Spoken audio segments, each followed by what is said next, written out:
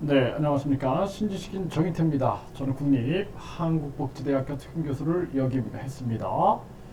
이태원 참사 유가족 협의회 출범, 권성동 발언의 분노, 이 주제로 말씀을 드리겠습니다.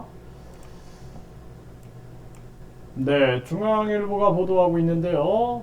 통곡 실신까지 이태원 유가족 협의회가 창립식을 가졌고요.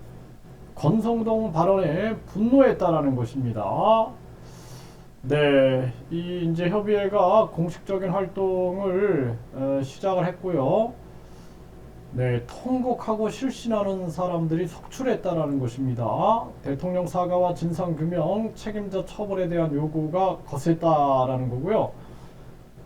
권성동 의원이 세월호 비교하며 정쟁을 우려한다. 이 발언에 대한 질타가 이어졌다라는 것입니다. 희생자 97명의 유가족 170명이 활동한다라는 것입니다. 네, 참 가슴 아픈 일이 아닐 수가 없고요. 네, 한 유가족은 윤석열 대통령의 진심 어린 사과를 원한다. 유가족들이 대한민국에서 다 없어져야 당신이 발 뻗고 살 수 있는 것이냐. 이렇게 목소리를 높였다라고 합니다.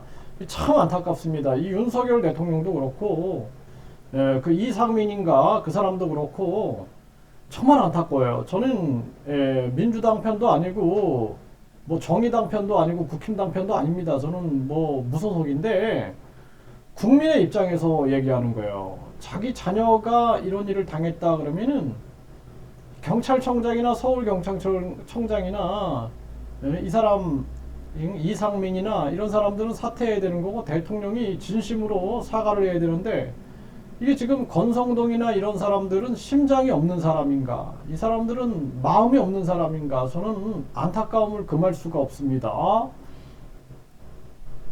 네, 그래서 지금 세월호처럼 정쟁으로 소비될 수 있다. 이렇게 밝힌 권성동에 대해서 유감을 표하며 분노했다라는 거예요. 이 권성동이라는 저는 진짜 이재명이도 그렇고 권성동이도 그렇고 권력에 취해가지고 그 측근들 보면은 완전히 제정신이 있는가라는 생각을 하게 됩니다. 정말 안 할 수가 없어요. 제가 그런 생각을 안 할 수가 없습니다. 지금 이재명도 그 측근들하고 이렇게 측근들이 구속되는 정황들 이런 것들이 막 나오죠. 왜 정치를 하는가라는 의문을 안 가질 수가 없어요. 윤석열도 왜 정치를 하는가? 저 사람이 도대체 정치를 하는 이유가 뭘까? 김건희 그 사람은 완전히 뭐라 그랬어요. 자기는 그냥 아내 역할만 하겠다. 이렇게 얘기를 하더니 지금 보면은 완전히 뭐 정치 아주 전문가가 돼가지고 활동을 하고 있는데 저는 이게 뭐 하는 건지 모르겠습니다. 그 사람들이. 이 권성동이라든지 그 장재원이라든지 김은혜라든지 이런 윤석열 측근들도 보면은 이 사람들이 왜 살까? 저는 그 생각을 해요. 왜 살까? 예? 이재명과 이재명 측근들도 마찬가지고 이 사람들이 왜 살까 도대체? 왜 정치를 할까? 이런 생각을 안 할 수가 없습니다.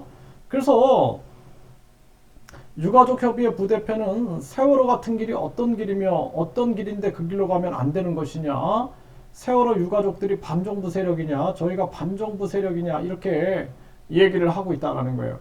아니 진짜 세월호 때문에 얼마나 가슴이 아팠는데 이런 참 이 사람들이 제정신이 아니다. 저는 그렇게 생각을 합니다. 네, 가슴이 아프고요.